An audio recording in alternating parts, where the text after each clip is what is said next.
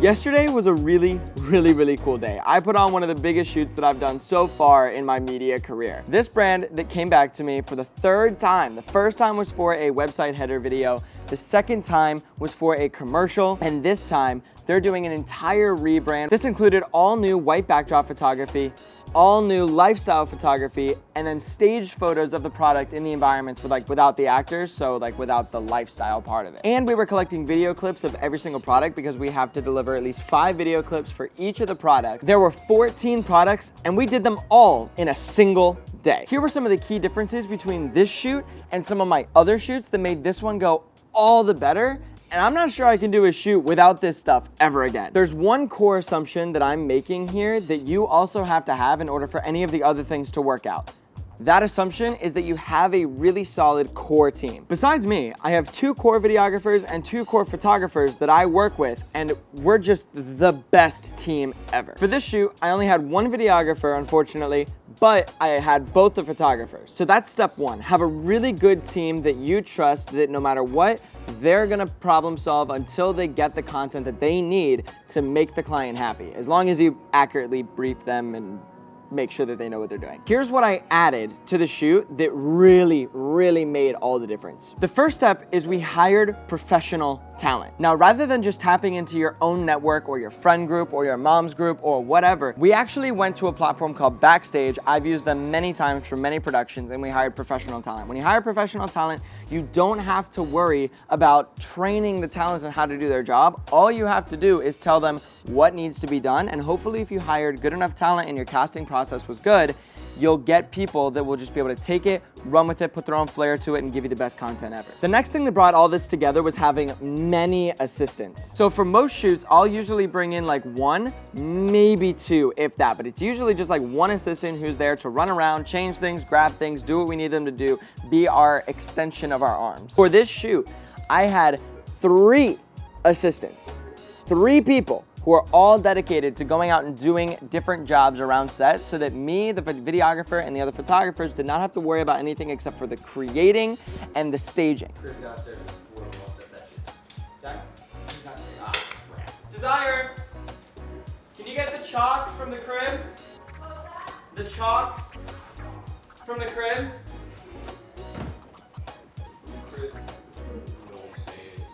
Alright, so we're gonna go through the same shot list again, so jumping in, moving around. The next thing that we did was we went out and we actually bought almost everything that we wanted for the set. So for the lifestyle photos, we had a very specific criteria of what we wanted the photos to look like. So we took about $700 or $800 a couple days before the shoot and went out to Ross, Marshalls, Walmart, a bunch of different places, and purchased a bunch of different accessories, furniture pieces, decorative pieces that we can put in different places and manipulate to create the environment that we want, rather than relying on an Airbnb or a staging company to do that for us. So we saved a little bit of money by not hiring a staging company or hiring a set designer, and we have some artistic people on our crew, so we went out and just bought everything ourselves and did it the day before. Which leads me into my next point.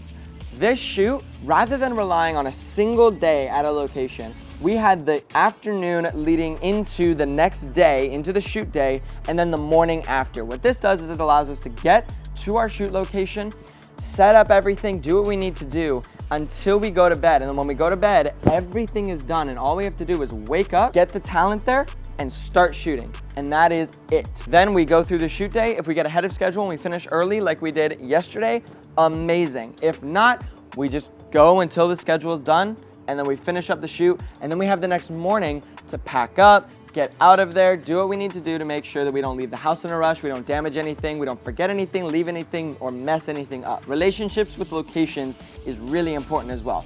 Side note. So always do your best to make sure that the place is in the best condition possible when you leave. That'll make them happier and want you around more often. This next part isn't an absolute 100% necessity, but it makes our job a ton easier, and that is having the proper gear for the job. Now, if you're a beginner or you're a little earlier in the career, or you're working with a big, broad group of people that don't have the best gear, you can probably make something work.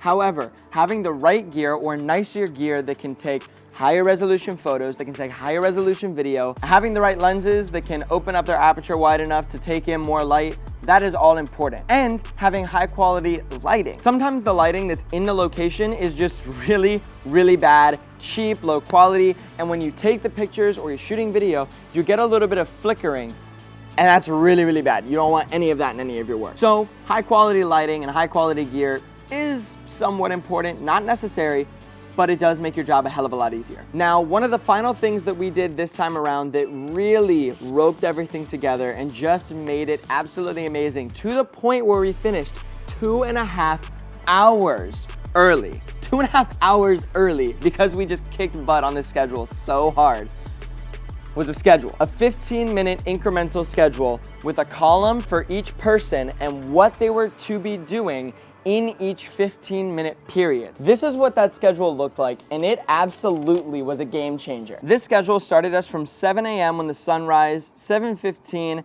when we had a meeting with all of our different assistants, all the different creatives that were there. There were 7 of us total. Then at 7:30, we started shooting. Talent arrived at 8:30, and we started shooting with them. We had all the blocks laid out. So each column was a different person and what they were supposed to be doing in 15-minute increments. I mean, this just absolutely like changed the game for us, to the point where we finished that 2.5 hours early, and we were able to get everything packed up the night before, and we could have left that night if we wanted to. Now, I said earlier that I had 3 assistants. 2 of them were basically extensions of my arms. They were able to go get things. They were able to help us change out the product and do different things like that, some administrative tasks and hospitality, things like that. That 3rd assistant was there. Her one job was to hold the schedule and keep pressure on everybody's backs and letting them know what time it was. No, about 8 minutes. To shoot this? Before we have to shoot it. Before we have to shoot it. So 8 minutes. No, God. Man, you hurt my feelings right now. I gotta be honest. How long they had until the next thing, how far ahead they were, like whatever. Their job was to go room to room and say, hey, you guys have 3 minutes until you have the next product, or hey, you guys have 8 minutes, or we're 8 minutes behind, or we're 4 minutes behind. If you start now, whatever, stuff like that. That was her job. I believe that was probably the single biggest thing about this shoot, was we had that person, and that roped everything together, and it made our shoot day go incredibly well. With that said, those are some of the biggest things that I just did to put on the biggest shoot that I have ever put on.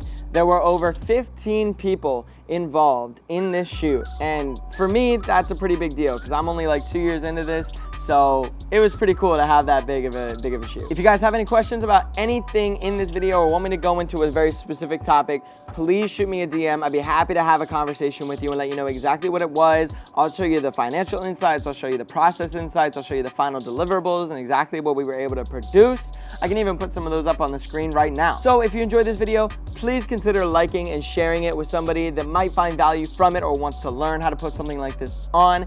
And if you really loved it, go ahead and subscribe. It really makes a difference when you like, subscribe, share, and do all that type of stuff. It really helps us get the message out there even more. I appreciate you guys watching. I'll see you guys in the next video.